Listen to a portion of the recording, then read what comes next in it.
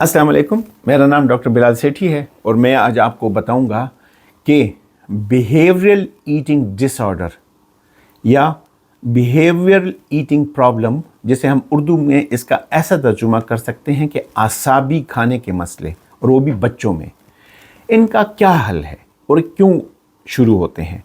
अगर आप मेरी पिछली पॉडकास्ट देखें जिसमें मैंने ये बहस की है कि ये मसाइल क्यों जन्म लेते हैं और ये उन घरों में ज़्यादा जन्म लेते हैं या उन घरों में ज़्यादा पाए जाते हैं जहाँ पर नातजुर्बाकार पहली दफ़ा की माएँ होती हैं। मेरे पास अक्सर मरीज़ आते हैं इस मसले के साथ और मैं हैरान होने लगा हूँ कि ये कम्युनिटी में कितना सीरियस मसला है कि मेरे दिन में कम से कम 6 से 7 कंसल्टेशन इस किस्म के मसाइल की होती हैं।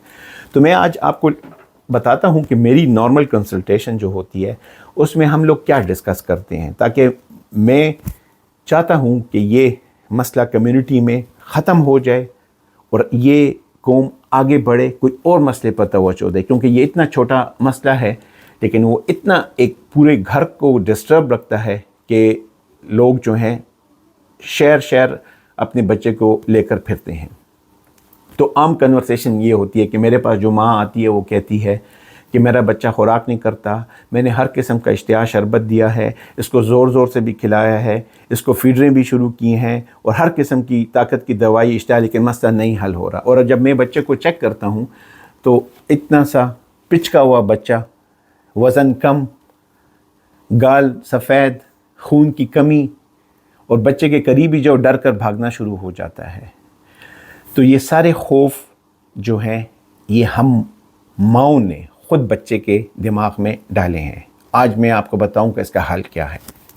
इसका हल 2-3 हिस्सों पर तकसीम है। पहली बात तो ये है कि अगर आपका बच्चे का मसला ये है कि आपने उसको रात को फीडर पिलाने की आदत दी हुई है, तो आपने उसके फीडर 2-3 हफ्तों में मुकम्मल ख़त्म कर देने हैं। उसकी तरतीब ये होती है कि अगर रात को 3 फीडर पी रहे हैं, 2 कर दें, 1 कर दें, मुकम्मल बंद कर दें। इससे क्या होगा, बच्चा भूखा रहेगा। अक्सर माएँ पूछती हैं कि भूखा रहेगा, कुछ होगा तो नहीं।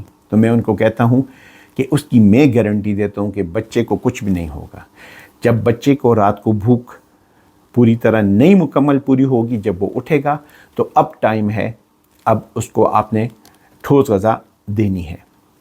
और ये याद रखें कि ये सारे मसले होते हैं उन बच्चों में जिनकी उम्र 1 साल से लेकर 2 साल के दरमियान होती है, क्योंकि इस वक्त उस बच्चे की अपनी आदत भी ऐसे हो जाती है कि वो ये समझता है कि शायद फीडर पीना मुनासिब है, जबकि खाना मुनासिब नहीं है। तो माँ मेरे साथ ज़्यादती कर रही है कि मुझे फीडर नहीं देती और मुझे खाना दे रही है। उसको वापस खाने पर लाने के लिए कम से कम हमें 4 से 6 हफ्ते लगते हैं। और ये बात मैं इसलिए बार बार कहूँगा कि उसको ठीक करने में 4 से 6 हफ्ते लगते हैं, क्योंकि अक्सर नातजुर्बाकार माएँ या ऐसी माएँ जो बेसब्र होती हैं, वो 2 दिन बाद मेरे पास वापस आ जाती हैं और कहती हैं बच्चे ने तो कुछ भी नहीं खाया। मैं उन्हें कहता हूँ कि जो आदतें आपने 1 साल में बिगाड़ी हैं उसको 2-3 हफ्ते लगेंगे ठीक होने में। ऐसा तो नहीं है कि 2 दिन से आपने फीडर बंद किया और अगले दिन से बच्चे ने सब कुछ खाना शुरू कर दिया। तो ऐसा बिल्कुल भी नहीं होता। इसमें थोड़ा सा टाइम लगेगा। आपने आम तौर पर, मेरा मशवरा ये होता है कि अगर आपका बच्चा 15 माह से ज़्यादा हो गया और ख़ास तौर पर 18 माह से ज़्यादा हो जाए, आपने दिन और रात दोनों को फीडर बंद कर देने। याद रखें, मैं कह रहा हूँ फीडर बंद कर देने हैं। क्यों?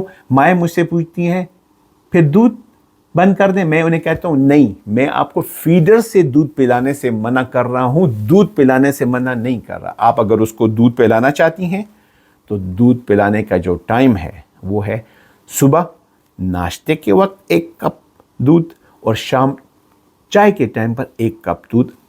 18 महीने के बच्चे के लिए इतना दूध, उसकी कैल्शियम उसमें जितनी होती है वो उसके लिए काफ़ी मुनासिब होती है। बाकी टाइम उसको वही खुराक करनी चाहिए जो माँ बाप करते हैं। और यहीं पर सारे मसले पैदा होते हैं कि जब आपने 1 साल से बच्चे को घर के खानों का आदी नहीं किया होता तो क्या होता है।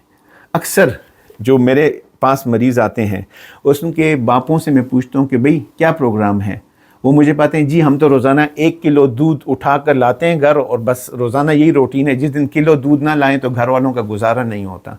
تو یہ سارے مسئلے ہیں. اور دودھ پینے سے آپ کو پتہ ہے کہ کتنے مسئلے. نمبر 1 قبض کے مسئلے, الٹیوں کے مسئلے, بار بار الٹی دست بیماری کے مسئلے.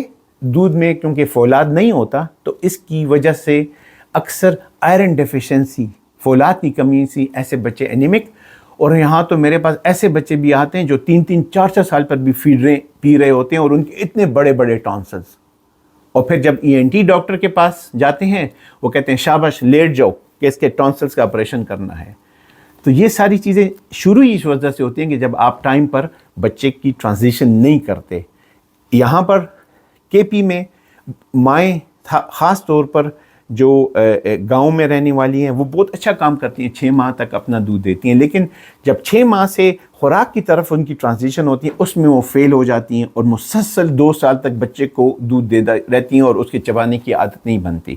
تو میری آپ سے گزارش یہ ہے کہ ان چیزوں کو سامنے مد نظر رکھتے ہوئے مہربانی کر اگر آپ کا بچہ اس ایج گروپ میں جو میں نے بتایا ہے اس میں ہے تو یہ سارے مسائل آپ اپنے گھر پر ہی حل کر سکتے ہیں اور کسی ڈاکٹر کو دکھانے کی ضرورت نہیں ہے. امید ہے اس سے آپ کو کافی مدد ملی ہوگی. پھر ملیں گے کسی اور پوڈ کاسٹ میں. السلام علیکم.